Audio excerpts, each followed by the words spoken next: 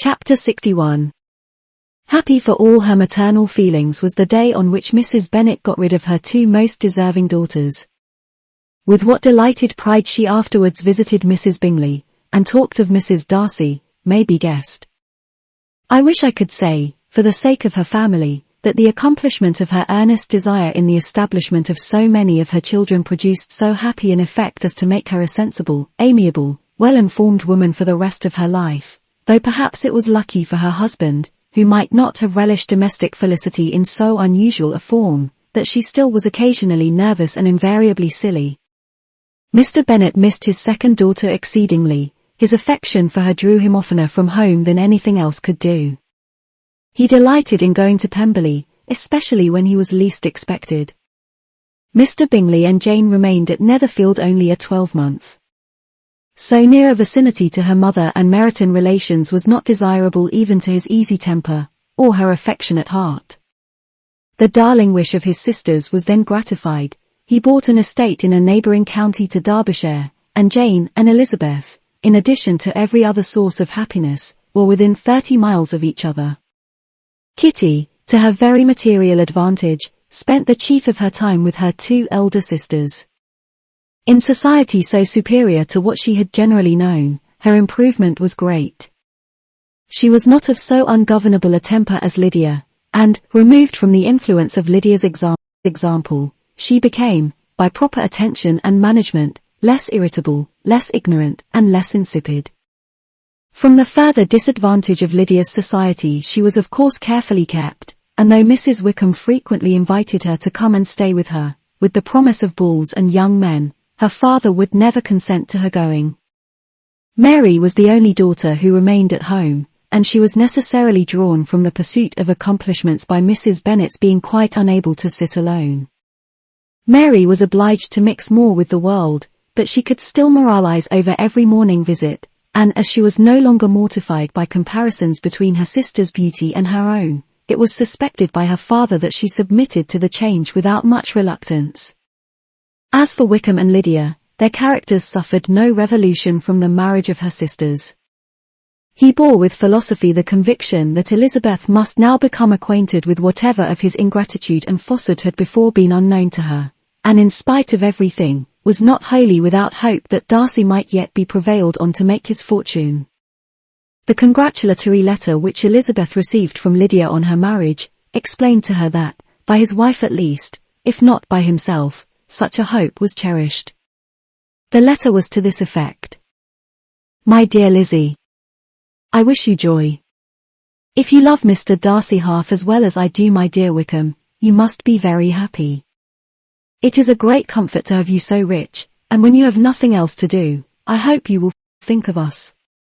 I am sure Wickham would like a place at court very much, and I do not think we shall have quite money enough to live upon without some help.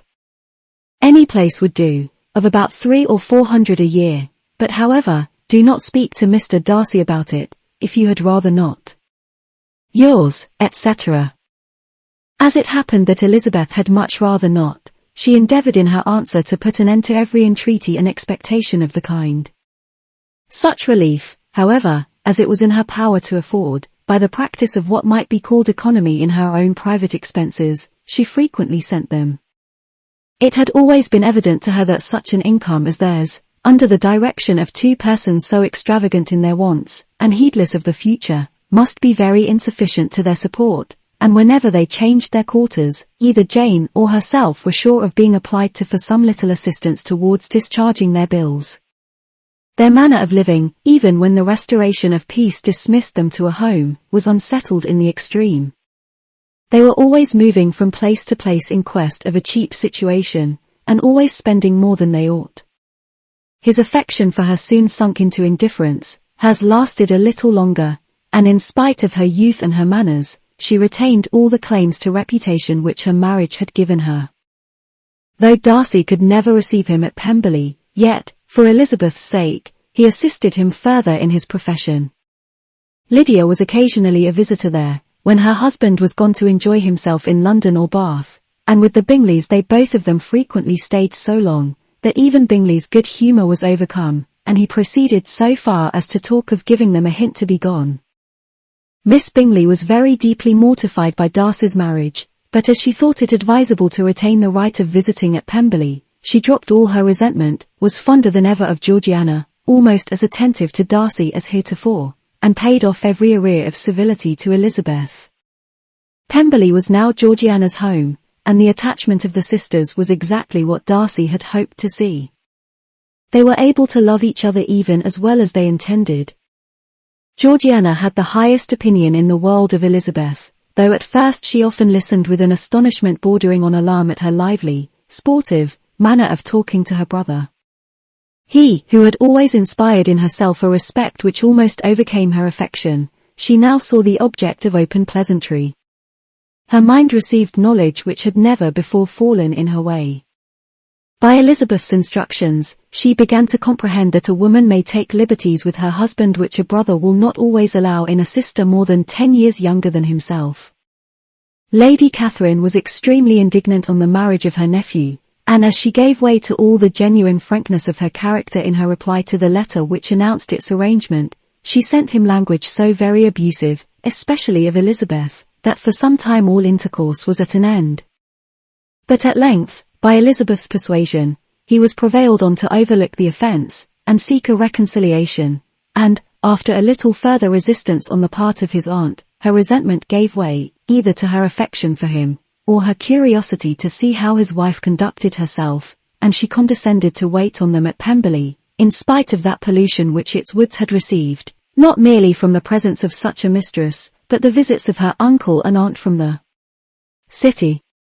With the Gardiners, they were always on the most intimate terms.